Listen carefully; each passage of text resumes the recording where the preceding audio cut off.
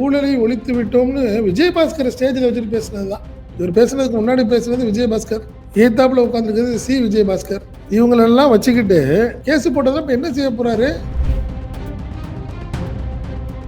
அன்னைக்கு நான் அரியலூர்லேருந்து பெரம்பலூர் போகிற ஒரு டைமில் இல்லை வேண்டாம் சார் லேட் ஆகிடுச்சுன்னு சொன்னாங்க. அதே மாதிரி நீங்கள் சொல்லியிருக்கலாமே அப்படின்னு இன்னைக்கு சொல்கிறீங்க. இந்த வார்த்தை இது வரைக்கும் இல்லையா அவட்ட? அதை வார்த்தைட்டு யார்ட்டையுமே இல்லையாங்க. சரிங்க, நிறுத்திக்கலாம், வேண்டாம், கூட்டம் ரொம்ப ஜாஸ்தியாக இருக்குது, இங்கே வச்சே பேசலாம்னு சொல்லிட்டு அதுக்கும் அந்த ஆர்கனைசர்ஸ் மறுத்துருக்காங்க. இல்லை நாங்கள் அந்த பாயிண்ட்டுக்கு தான் போகணும். வாஷிங் மிஷின் உங்களை எதுக்காக சொல்கிறாங்க?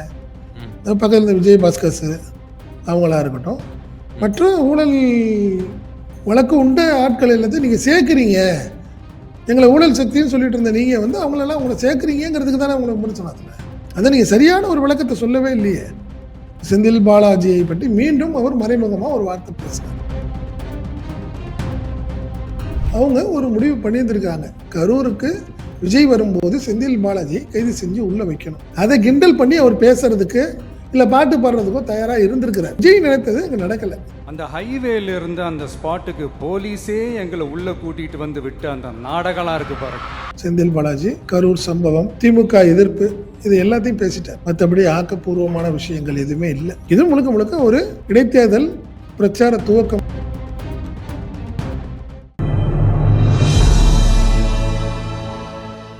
தமிழ் நியூஸ் நேயர்களுக்கு வணக்கம். இன்றைய நேர்காணலில் நம்மோடு இருந்திருப்பவர் தமிழ் நியூஸ் ஆசிரியர் மற்றும் பத்திரிகையாளர் திரு செந்தில் சார். சார் வணக்கம். வணக்கம். வணக்கம். கரூரில் முதலமைச்சர் விஜய் பேச்சு, அவர் கிட்டத்தட்ட 286 நாட்களுக்கு பிறகு முதல்வரான பிறகுதான் கரூருக்கே வந்திருக்காங்க. கிட்டத்தட்ட ஒரு 20 நிமிட பேச்சு எப்படி பாக்குறீங்க? கொஞ்சம் வித்தியாசமா இருக்கு மீன்ஸ் திருப்பி ஒரே பொய் மீண்டும் விஜய் சொன்னதாகத்தான் நான் பார்க்குறேன். இந்த பேச்சுடைய சாராம்சம் மீண்டும் திமுக. அடுத்தது இந்த கரூர் சம்பவத்துக்கு காரணம் நாங்கள் இல்லை. என்ன கொஞ்சம் ஒரு மாற்றம், என்ன மாற்றம்னா போலீஸ் டைவர்ட் பண்ணிடுச்சு. அதுக்கு ஒரு பாயிண்ட் பேசுகிறாப்புல அது விஷயம். ஆனால் ஒரே ஒரு விஷயம், கிட்டத்தட்ட மீடியாக்கள் எல்லாம் ஒரு வார காலமாக ஒரே ஒரு விஷயம் சொல்லிட்டு வந்தது. கரூருக்கு விஜய் போவதற்குள் செந்தில் பாலாஜியை கைது செய்ய வேண்டும் என்பது ஒரு அஜெண்டா. அதை இன்று அவர் வாக்கு மூலமாக கொடுத்த மாதிரி தான் நான் பார்க்குறேன். அந்த ஒரு வார்த்தை, எங்கே இருக்காரு, இங்கே ஓனர் ஒருத்தர் இருக்காரு, அவர் எங்கே ஓடி ஒளிஞ்சுக்கிட்டு இருக்காருங்கிற ஒரு வார்த்தையை சொல்லி நிப்பாட்டிட்டார். அவர் என்ன நினச்சிருக்கிறாரு, உள்ளே இருக்காரு, உள்ளே பிடிச்சி போட்டிருக்கோம்ல, இனிமேல் வெளியே வர முடியாதுங்கிற மாதிரி ஒரு வார்த்தை பேசணும்னு அவர் நினச்சி தான் அவர் ஒரு வாரத்துக்கு முன்னாடி சொல்லியிருக்கிறாரு. பட் அன்எக்ஸ்பெக்டடாக செந்தில் பாலாஜிக்கு முன்ஜாமீன் கிடைத்து விட்டது. அப்படிதான் நம்ம அதை பார்க்குறோம் இந்த விஷயத்தை பொறுத்த வரைக்கும். அதனால் இது முழுக்க செந்தில் பாலாஜியை பழி வாங்குவதற்காக நடத்தப்பட்ட நிகழ்ச்சியா இல்லை திமுகவை பழி வாங்குவதற்கான ஒரு நிகழ்ச்சியான்னு தெரியல. கரூர் விசிட்டுங்கிறது கிட்டத்தட்ட அவருடைய மக்கள் சந்திப்புக்கான விஷயம். அதை தான் நான் பார்க்குறேன். அவன் முழுக்க அதான் சொன்னேன். அது இன்னும் கொஞ்சம் கூட மாறலை. அவர் அந்த பிரச்சார ஸ்லாங்கு அப்படியே தான் இருக்குது. ஒரு முதல்வர் அவருக்கான விஷயங்கள் இருக்கா அப்படின்னு பார்த்தா அவர் சொன்னது நம்ம நிச்சயமா பாயிண்ட் பை பாயிண்டா நம்ம பேசிடுவோம் சார். ஃபர்ஸ்ட் என்ன சொல்றாரு, காவல்துறையை தான் மீண்டும் அவர் கடுமையா சாடுறாரு. காவல்துறை நாங்க எத்தனையோ மீட்டிங் போனேன், பெரம்பூர்லாம் எங்களுக்கு அவ்வளவே பண்ணல, சரி ஓகே நம்ம காவல்துறை நண்பர்கள் சொல்றதை நம்ம மதிக்கணும்ல, சட்டத்தை மதிக்கணும்ல அப்படின்னு சொல்றாரு. பிறகு நான் நாமக்கல்ல முடிச்சுட்டு கரூருக்கு வரும்போது அதே மாதிரி சொல்லியிருக்கலாம்ல, என்ன நடிப்புடா அப்படின்ற மாதிரி காவல்துறையை கேலி நக்கல் செஞ்சுட்டு காவல்துறை தான் மேல படி போடுறாரு.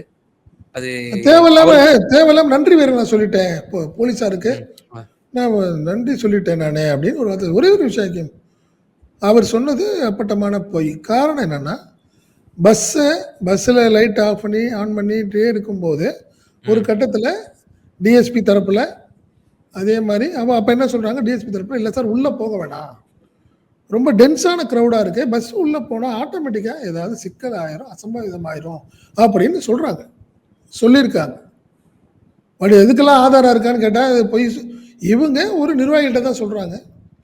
அது புசி ஆனந்தா இருக்கலாம், இல்லை ஆதவ அர்ஜுனா இருக்கலாம். மதியழகன் இல்லை சார் நான் பேச முடியாது, நான் வெளியே இருக்கிறேன். ஆட்டோமேட்டிக்காக பஸ்ஸில் இருக்கிறவங்க ஆதவ அர்ஜுன்கிட்ட பேசுங்கன்னா ஆதவ அர்ஜுன்கிட்ட சொல்லும்போது எஸ்பி லெவலில் சொல்லிடுறோம், டிஎஸ்பி சொல்கிறதெல்லாம் நாங்கள் கேட்க மாட்டோம் அப்படின்னு அவங்க தரப்பில் சொன்னாங்கங்கிறது அன்னைக்கு தகவல். புரியுதுங்களா? இன்னைக்கே அதிகாரிகள் எல்லாம் மாத்திட்டாங்க. இவர் முதல்வர் ஆயிட்டாரு, ஆதவ அர்ஜுன் அமைச்சர் ஆயிட்டாரு. இப்போ இனிமே யாருடைய பேச்சு எடுபடாது. இப்போ அவங்க சொல்றது தானே இன்னைக்கு, புரியுதுங்களா? அப்போ என்ன சொல்றாங்க, இல்லை சார் வேண்டாம், உள்ள போவேனா, இங்கிருந்தே பேசுறீங்கன்னு சொல்றாங்க. இந்த சம்பவத்தினுடைய முதல்வருடைய முதல் பேச்சே அதை இருந்திருக்கும். இந்த கரூர் சம்பவம் தான் எனக்கு ஒரு பெரிய நெருடலானது. அன்னைக்கு என்ன நடந்தது அப்படிங்கிறத அவர் ஓப்பனாக சொல்ல முடியுமா? யார் யார்கிட்ட பேசுனாங்கன்னு சொல்ல முடியுமான்னு கேட்குறேன் நான். இதுக்காக கரூர் கிட்டத்தட்ட ஒரு 50 நாள் 60 நாளுக்கு அப்புறம் கரூரில் வந்து இந்த சம்பவத்தை சொல்லணும், இந்த பேச்சை பேசணும்னு காத்திருந்தீங்க.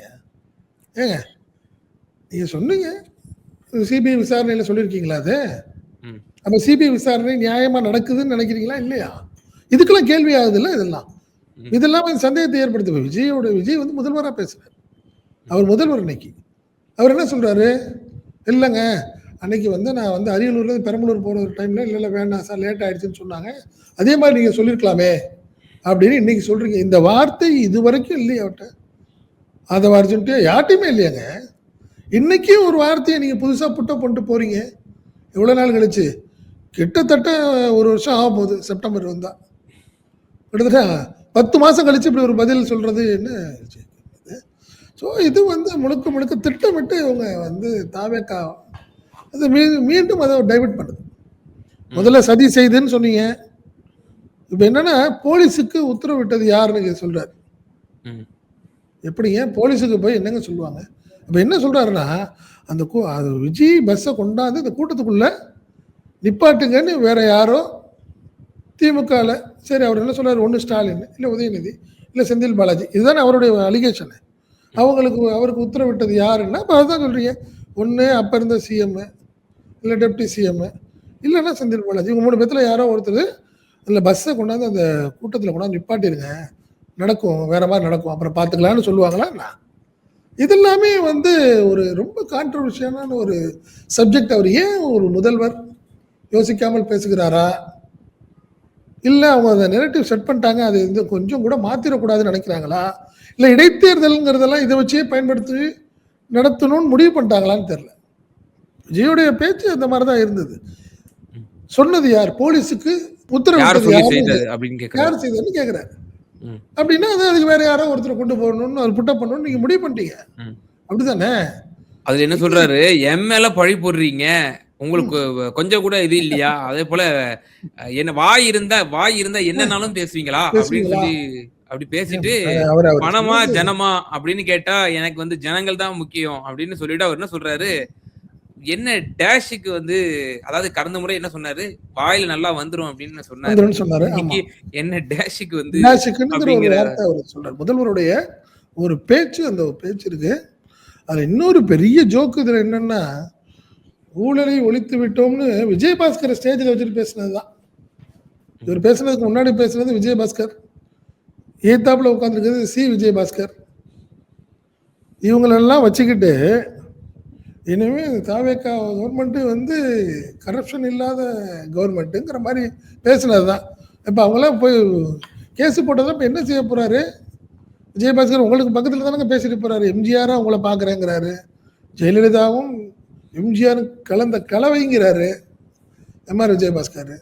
நீங்கள் ஊழல் இல்லாத தாவேக்கா அரசு அப்படிங்கிறீங்க. மக்கள் நம்புற மாதிரி இருக்குமா ஆக்கினது? நீங்கள் கூட சேர்க்கறது எல்லாமே நீங்கள் வந்து தொடர்ந்து ஊழல் வழக்குகளில் ஏகப்பட்ட ஊழல் வழக்கு இருக்குது. விஜயபாஸ்கருக்கு கிரிமினல் வழக்கு இருக்குது. நீங்கள் ஊழல் இல்லாத ஆட்சியை நீ அமைக்க போகிறீங்க, செய்யுங்க, அதெல்லாம் மாற்றுக்கிறது கிடையாது. பட் கூட விஜயபாஸ்கர் ஸ்கொயர்னு அவரே சொல்லிக்கிறார் பெருமையாக. விஜயபாஸ்கர் ஸ்கொயர்ஸ் எல்லாம் வச்சுக்கிட்டு நீங்கள் எப்படி ஊழல், நீங்கள் வந்து ஊழல் இல்லாத ஒரு ஆட்சின்னு எப்படி சொல்லுவீங்க? இப்போ அவங்களுக்கு எப்படி நீங்கள் சீட்டு கொடுப்பீங்களா மாட்டீங்களா? அதுல முதலமைச்சரோட உரை ஒரு முக்கியமான விஷயம் என்னன்னா, தீய சக்தியும் தீர்ந்து போன சக்தியும் மக்களே வெவ்வேறுலாம் நினைச்சுக்காதீங்க, ரெண்டுமே ஒண்ணுதான் அப்படின்னு சொல்றாரு. தீர்ந்து போன சக்தி இப்ப வந்து தூய சக்தியும் தீர்ந்து போன சக்தியும் ஒன்னாயிட்ட மாதிரிலாம் இருக்கு, அப்படித்தானே? அதிமுகவை நீங்க தீர்ந்து போன சக்தின்னு சொல்றீங்க, ஊழல் சக்தின்னு முதல்ல சொன்னீங்க. இப்ப அந்த ஊழல் சக்தியிலேருந்து எல்லாம் சேர்ந்து தூய சக்திக்கு வரீங்க. இப்ப ஊழல் சக்தியா தூய சக்தியா தாவேக்கா? இப்போ நீங்க ஒரு முடிவு பண்ணுங்கன்றான். அப்ப நீங்க அதிமுக சேர்க்காதீங்க, ஒன்றும் செய்யல வைக்கும். சரி, இல்லைங்க நான் வந்து ஊழல் பண்ண யாரையும் சேர்க்க மாட்டேன்னு சொல்லுங்க. அவங்களையும் பக்கத்தில் வச்சுக்கிட்டு நாங்கள் இன்னும் தூய சக்தின்னு சொல்லிட்டு இருக்கிறது எப்படி சரியா இருக்கும் இதுல? ம். அது மீண்டும் இன்னைக்கு ஒரு வார்த்தை இதே மாதிரி 5 நிமிஷத்துல குளத்தூர்ல 5 நிமிஷம் தான் பேசினேன், அதுக்குள்ள கொத்து பரோட்டா போட்டாங்க அப்படின்னு ஒரு வார்த்தை, ஒரு நக்கல். ஸ்டாலினுடைய தோல்வியை வந்து மீண்டும் ஒரு நக்கல் அவருக்கு ஒரு பேச்சுன்னு வச்சுங்களேன்.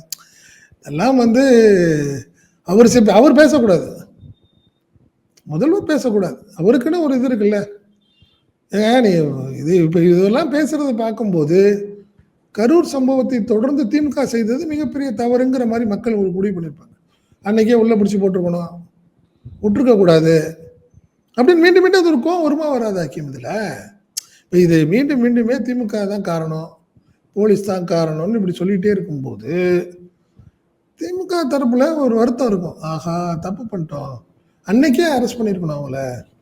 அப்போ முதல்வர் வந்து ஒரு அப்போதைய முதல்வர் ஒன்று சொன்னார், எந்த கட்சி தலைவனும் தொண்டர்கள் சாவறதை விரும்ப மாட்டாங்க, அதனால நம்ம அதை பற்றி பேச வேணாம், அதை அரசியலாக்காதீங்கன்னு சொன்னார். அதை இன்னைக்கு அவங்களுக்கு பெரிய சாதகமாக போயிடுச்சு. அது மீண்டும் சொல்லிட்டு போதில்ல, ஒரு நினைவு சின்னம் பண்ண போறேன்னு சொல்லிட்டு போறாருங்க கரூர்ல. அந்த சம்பவத்துக்கு வருங்கால சந்ததிகள் தெரிஞ்சுக்கணுமா, அது இனி அதுக்காக நடக்கக்கூடாதுங்கிறதுக்கு என்ன சொல்றாரு? எனக்கு விடுதலை புலிகள் அந்த மாதிரி இலங்கையில வந்து நினைவு சின்னம், வேளாங்கண்ணியில நினைவு சின்னம் இருந்திருக்கு.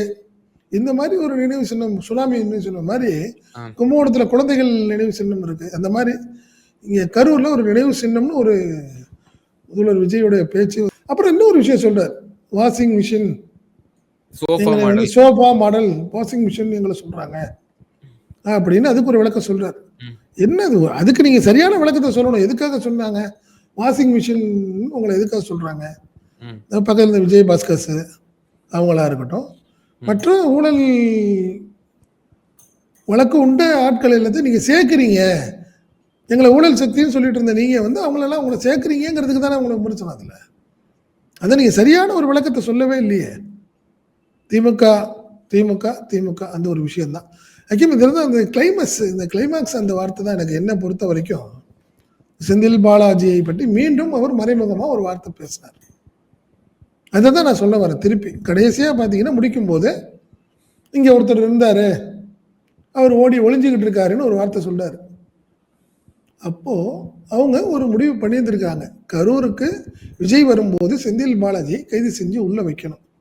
அதை கிண்டல் பண்ணி அவர் பேசுறதுக்கு இல்லை பாட்டு பாடுறதுக்கோ தயாராக இருந்திருக்கிறார்.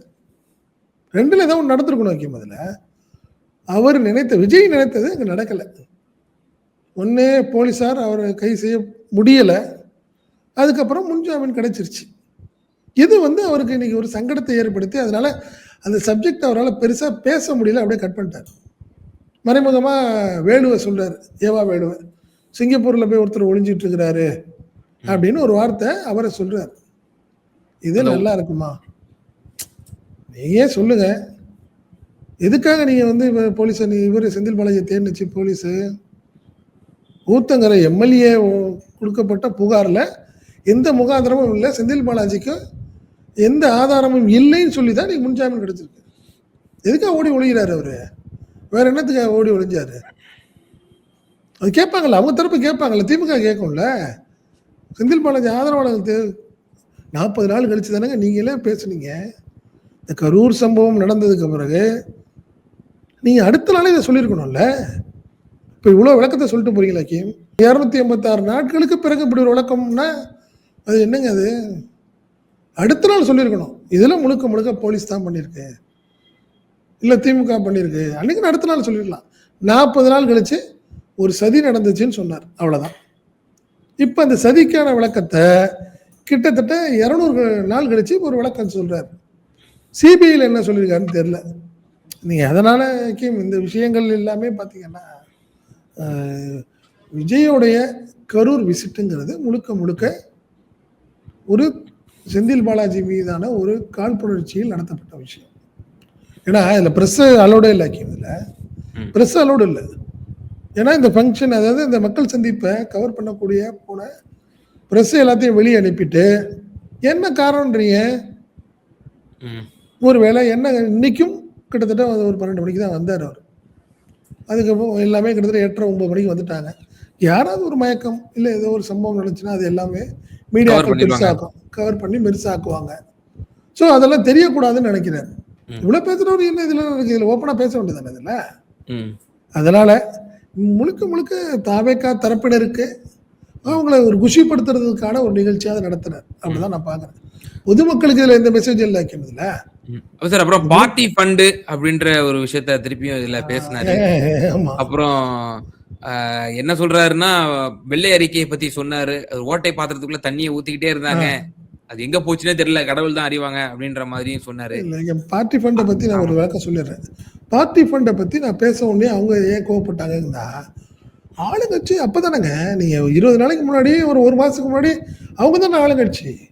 இப்போ பார்ட்டி ஃபண்டுன்னா நீங்க அதிமுக பத்தி பேசுனீங்கன்னு எல்லாம் எப்படி ஏத்துக்க முடியும்? என்ன பேசுறாரு முதல்வர்? அப்படி சொல்லலாமா? இம்மிடியட்டா இப்போ கவர்மெண்ட்டை, எந்த கவர்மெண்ட்டை எதிர்த்து நீங்க ஜெயிச்சு வந்தீங்களோ அந்த கவர்மெண்ட்டை நீங்க விமர்சனம் பண்றீங்கன்னு உலகத்துக்கே தெரியுது. உலகத்துக்கே தானே தெரியும். பார்ட்டி ஃபண்டுன்னு அவர் யாரை சொல்றாரு? திமுகவை சொல்றாரு. அப்புறம் திமுக கோவப்பட்டு கேள்வி கேட்குமா இல்லையா? அதுக்கு கேட்டா பார்ட்டி ஃபண்டுன்னு கேட்டாவே எல்லாம் ஓடுறாங்கங்கிறாரு. எல்லாம் ஓடல. நீங்க பேசுற அவங்கள யாரும் பேசுறதுக்கு எனக்கு அனுமதி கொடுக்கல. நீங்க அவங்க விளக்கம் கேட்டாங்க. முதல்வர் தான் சொல்ல ரைட்டு பார்ட்டி ஃபண்டுன்னு சொன்னீங்க, நாங்க சில விஷயங்களை சொல்லுவோம் அப்படின்னு முன்னாள் துணை முதல்வர் சொன்னாரு. எதிர்கட்சி தலைவர் உதயநிதி பேசின உடனே அவங்க என்ன சொல்றாங்க, இல்லை இல்லை அனுமதி கிடையாது, நீங்கள் விளக்கெல்லாம் சொல்ல முடியாதுன்னு சொன்னதுனால தான் அவங்க வெளியே போனாங்க. அதனால அவர் தான் சொன்னேன், ஒரு தாவேக்காவினரை குஷப்படுத்தவும் நல்ல முழுக்க முழுக்க இது இடைத்தேர்தலுடைய பிரச்சாரம், அவ்வளோதான். அதில் மாற்றமே இல்லை. காரணம் என்னென்னா செந்தில் பாலாஜி, கரூர் சம்பவம், என்ன திமுக எதிர்ப்பு, இது எல்லாத்தையும் பேசிட்டார். மற்றபடி ஆக்கப்பூர்வமான விஷயங்கள் எதுவுமே இல்லை. இது முழுக்க முழுக்க ஒரு இடைத்தேர்தல் பிரச்சார துவக்கமாக தான் நான் பார்க்குறேன். அதுக்கு கரெக்டாக கிருஷ்ணராயபுரம் எம்எல்ஏவும் விசிலுக்கு ஓட்டு போடுங்கன்னு அந்த அம்மாவும் சொல்லிடுச்சு. ஆமாம், என்ன அதனால இது இடைத்தேர்தலுடைய துவக்கம் அப்படிதான் நான் பார்க்குறேன். அதான் வாய் திறக்க மாட்டேங்கிறாரு முதல்வர் அப்படின்னு சொல்றாங்க. ஆனா வாய் திறந்தா உடனே எஞ்சி ஓடிடுறாங்க. இனிமே நான் வந்து சட்டப்பேரவையில சொல்ல போறேன், மாண்புமிகு பேரவைத் தலைவர் அவர்களே லாக் பண்ணுங்க முதல்ல. அவங்க இருக்கிறவங்க குஷியா கேட்பாங்க, ஜாலியா இருக்கும். நீங்க அவரு நடிகருங்க, அவர் பேசக்கூடிய எல்லா விஷயமும் அவங்க ஏதோ ஒரு படத்துல வர வசனம் மாதிரி அவங்க என்ஜாய் பண்ணி ஒரு படம் பார்க்குற மாதிரி தானே அவங்களுக்கு. அவர் பேசும்போது கோவப்படுறது, அவர் சொல்ற ஒரு சவால், இந்த விஷயம் எல்லாமே ஒவ்வொரு படத்துல அவர் நடந்துகிட்ட விஷயம் மாதிரி தான் தெரியுது. அதுல இன்னொரு ஹைலைட்டு, கரூருக்கு வந்தது கருப்பு சட்டை பேண்ட்டோட. துக்கத்தில் இருக்கேன் நான், அதனால கருப்பு சட்டையோட அவர் வந்தேங்கிறதையும் காட்டிக்கிற மாதிரி ஒரு கருப்பு சட்டை பேண்ட்டோட வந்தார். ஏன்னா வழக்கமாக கோட்டு செட்டு இல்லைன்னா ஒயிட்டு அண்டு அந்த காக்கி பேண்ட் போட்டுட்டு இருந்தார். ஃபர்ஸ்ட் டைமாக இது வைக்கும் உங்களுக்கு பார்த்தீங்களா? இது கருப்பு. என்ன காரணம்னா ரொம்ப துக்கமான ஒரு நிகழ்ச்சி, அதுக்காக நான் இங்கே வர்றேங்கிற மாதிரி சொன்னார். அதனால இதில் நம்மளுக்கு கிடைச்ச தகவல் என்னன்னா, ஐடி விங் ஆட்கள் எல்லாத்தையுமே கரூருக்கு வாங்க. நான் எவ்வளோ ஒரு வருத்தத்தோட அங்கேருந்து வெளியே போனேன், இப்போ நான் ரொம்ப கெத்தா உள்ள வரணும். நான் அவருடைய ஒரு பெரிய ஒரு சொன்னேன், தன்னை ஒரு ஹீரோ, ஒரு படம் ஃப்ளாப் ஆச்சு, இந்த படம் வெற்றி ஆயிடுச்சு, 200வது நாள் பட விழா கொண்டாட்டம் மாதிரி அவர் கிட்டத்தட்ட அதை வந்து கரூர் வரதை மிகப்பெரிய ஒரு சாதனையாக நினச்சி அவர் வந்துட்டு போகிறாரு. இந்த பேச்சு எல்லாமே அப்படி தான் தெரிஞ்சுது எனக்கு, நான் அப்படி தான் பார்க்குறேன்.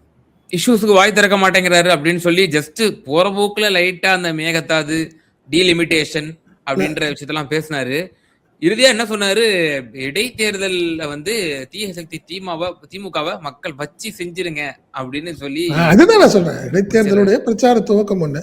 சரி, நீங்க தேர்தல் வாக்குறுதி எல்லாம் பண்ண போறோம்னு சொல்லி தாய் மாமன் சீர் ரைட்டு 2500 ரூபா வைப்பாங்க, அதுதானே பெரிய லெவல்ல ஹைலைட் பண்ணீங்க. மக்கள் உரிமை தொகை 2500, அது எப்போ சொல்லவே இல்லையா நீங்க? அண்ணா பிறந்த நாளில் தாய்மாமன் சீரு, ஒரிஜினல் தாய்மாமன் அப்படின்னு அவருக்கான ஸ்டைல் அப்படி காட்டிக்கிறாரு. அவர் அப்படியெல்லாம் பேசிட்டாரு. நீங்கள் அப்படி வாக்குறுதியின் அடிப்படையில் பெருச பெண்களுடைய எதிர்பார்ப்பு 2500 ரூபா பணம். அதுக்கு அடுத்தது எந்த பஸ்ஸு போனாலும் இலவச பயணம் பெண்களுக்கு, அது ரெண்டுமே செய்யல. புரியுதுங்களா? நீங்கள் இதுதான் பெருசாக எதிர்பார்த்துட்டு இருக்கிறாங்க. நீங்கள் மற்ற தாய்மாமன் சீரு வேணும் தான், இல்லைன்னு சொல்லலை. பட் அதெல்லாம் தாண்டி பெண்களுக்கு அதுதானே முதல் 2500 ரூபா தானே இப்போ எதிர்பார்த்துட்டு இருக்கிறாங்க. அதை பற்றி இது வரைக்கும் வாய் திறக்கலையே. நீங்கள் அதே மாதிரி என்ன சொல்றாரு, எம்பி தேர்தல் மறுவரை விஷயத்தில் யார் என்ன முடிவெடுத்தாலும் தமிழ்நாட்டில் நாங்கள் வந்து அமல்படுத்த மாட்டோம்னு ஒரு வார்த்தையை சொல்கிறார். அது சாத்தியமான்னு தெரியல. இன்னொரு விஷயம், நான் ஏன் பிஜேபியை எதிர்க்கலை அப்படிங்கிறத மறைமுகமாக சொல்கிறார். என்ன சொல்ற, உங்களை மாதிரி எல்லாத்தையும் நான் எதிர்த்தெல்லாம் பேசிகிட்டு இருக்க மாட்டேன், அதனால பிரச்சனைகள் வரும் அப்படிங்கிறதையும் மறைமுகமாக, உங்களை மாதிரி நீங்கள் தேவையில்லாமல் சிக்கலில் மாட்டிக்க மாட்டேன், தகராறு பண்ண மாட்டேன், சிக்கலில் மாட்டிக்க மாட்டேன், நான் அப்படியே அமைதியாக இருப்பேங்கிறதையும் சொல்லிட்டாரு. இதுக்கெல்லாம் திருமாவளவனும் ஐயுஎம்எல்ஏ அவங்க தான் பதில் சொல்லணும். இதெல்லாம் என்ன அவர் சொல்ல வர்றாரு? இப்போ நீங்கள் பிஜேபி எதிர்ப்பீங்களா மாட்டீங்களா அப்படிங்கிறத நீங்கள் தான் விளக்கம் சொல்லணும் அப்படிங்கிறத அவங்கள்ட்ட தான் கேட்கணும். வேறு ஒன்றும் பதில் சொல்லணும். இப்போ பார்த்தீங்கன்னா திருச்சியில் வந்து இறங்கி போனார். வழக்கமாக திருச்சியில் ஒரு முதல்வர் வந்தால் கலெக்டர், எஸ்பி, நீங்கள் கட்சிக்காரங்கள்லாம் வருவாங்க. பட் யாரையுமே அவர் சந்திக்கலை காலையில் அப்படின்னு சொல்கிறாங்க. வந்தார், ஸ்பெஷல் ஃப்ளைட்டில் இறங்கி அங்கேயே கார் வந்தது, காரில் ஏறி அப்படியே கிளம்பிட்டார். வழக்கமாக முதல்வர் வந்தார்னா ப்ரோட்டோக்காலில் கலெக்டர்ஸ், எஸ்பி, ஐஜி, டிஐஜி லெவலில் பார்ப்பாங்க. கட்சிக்காரங்க அமைச்சர்கள் யாராக இருந்தாலும் ப்ரோட்டோக்காலில் வர இருப்பாங்க. எதையும் பார்க்கல அப்படிங்கிறது சொன்னாங்க. காரணம் அந்த கரூருங்கிற டென்ஷன்லேயே வராரு அப்படிங்கிறது தான் அதிகாரிகள் தரப்பில் சொல்லப்பட்ட பதில். நிச்சயமா சார். முதல்வர் விஜயினுடைய கரூர் அந்த அரசியல் பேச்சு, இதனுடைய முழு பின்னணியையும் அவர் என்ன வந்து அட்ரஸ் பண்ண வர்றாரு, யாரை வந்து அவர் அட்டாக் பண்ண வந்திருக்காரு என்பதை பற்றிய பல விரிவாக தெளிவாக நேயர்களுக்கு பகிர்ந்தீங்க. ரொம்ப நன்றி. நன்றி அக்கீம், நன்றி.